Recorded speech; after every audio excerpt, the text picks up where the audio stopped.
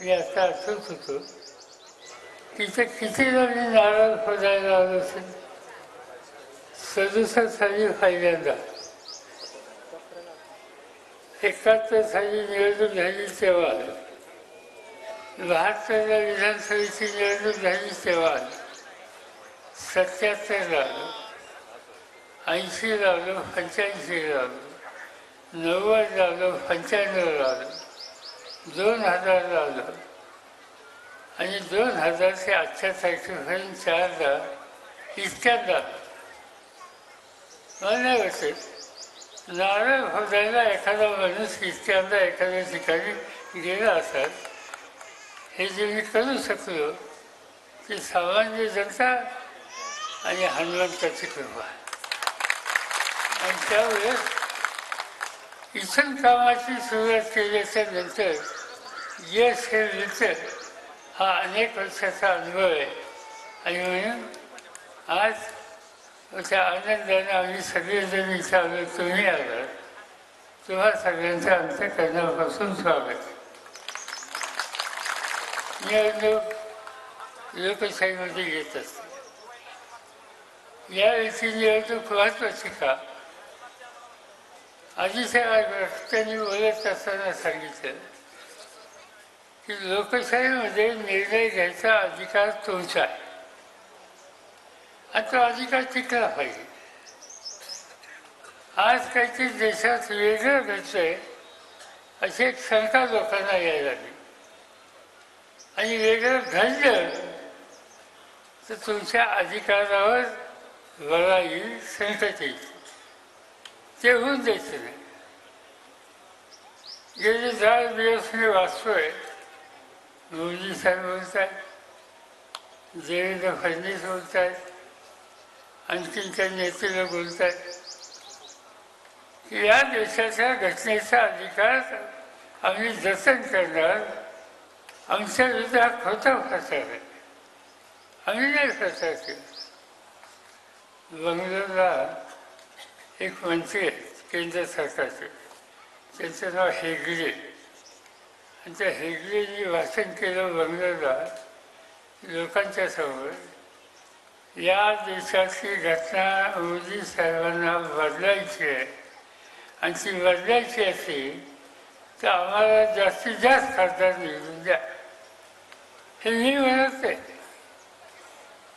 मोदी साहेबांचा मंत्री म्हणतोय आणि तो म्हणतोय की घटना बदलायची.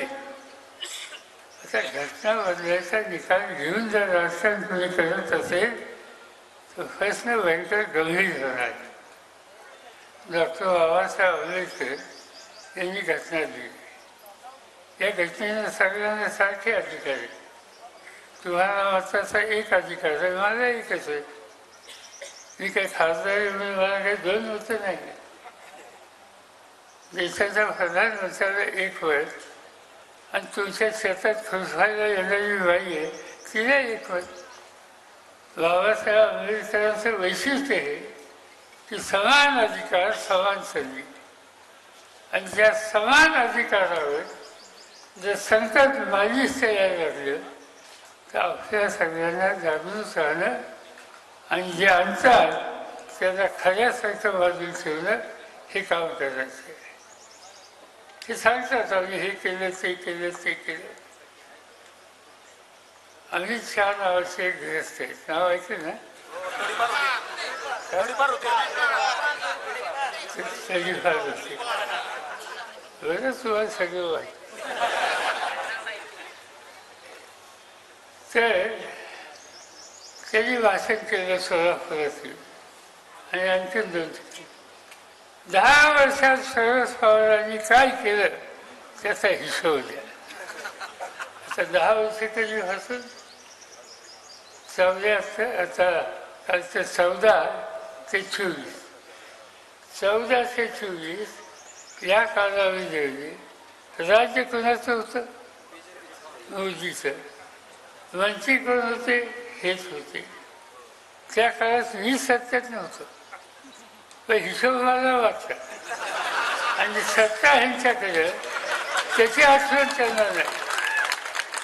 याचा अर्थ ही सगळी माणसं लोकांच्यासाठी सत्ता वापरायची नाही, सत्ता उमेदवारांच्यासाठी वापरायची. साहेब त्या अमित शहानी भाषण केलं त्या स्टेडियममधून, त्या स्टेडियमचं उद्घाटन तुम्ही केलं होतं सोलापूरचं. ठीक आहे. तर अनेक गोष्टी सांगता येतील. शेतीमालाच्या किमती काल जाहीर झालं. एक काळ असा होता की सगळ्यात जास्त ऊसाचं उत्पन्न उत्तर प्रदेशमध्ये होतं. यंदा महाराष्ट्रात आहे. पाऊस काल बरा होता म्हणजे तुम्ही लोकांनी कष्ट केले, कारखाने ठीक चालले, 2 पैसे मिळाले, ऊसाचं पीक लोकांनी घेतलं, साखर तयार केली, पीक घेतलं. पण तयार केलेला माल चांगली किंमत मिळायची असेल तर तो जगात पाठवायला पाहिजे. देशाची गरज भागून माल शिल्लक आहे, निर्यात करा आम्ही सांगतोय, त्याला बंदी, त्याला परवानगी नाही. हा विषय मी स्वतः अनेकदा मांडला. आपल्या देशात एक संस्था आहे, तिचं नाव वसंतदादा शुगर इन्स्टिट्यूट. वसंतदादा पाटलांच्या नावानं ऊसाचं संशोधन आणि कारखान्याच्या उद्या कमतरता ह्या दूर करायला ती संस्था स्थापन केली. या देशाचा प्रत्येक ऊस उत्पादक टनाला ₹1 किंवा ₹2 त्या संस्थेला देतो. त्या संस्थेचा अध्यक्ष मी आहे अनेक वर्ष. आणि आम्ही सगळ्यांच्या अभ्यासातून दिवसेंदिवस ऊस वाढणार, ऊसाचं उत्पादन वाढणार. नुसती साखर एका साखर करून चालणार नाही. त्याच्यापासून इथेनॉल म्हणजे पेट्रोलमध्ये मिक्स करून गाड्या, मोटरसायकली त्याच्यावर चालतील असं इंधन तयार करणार, त्याच्यापासून वीज तयार करणार. आपल्या कारखान्याच्या गोष्टी होतात. आणि हे सगळं काम करून संशोधन करणारी ती संस्था, त्या संस्थेचा अभ्यास हा सांगतो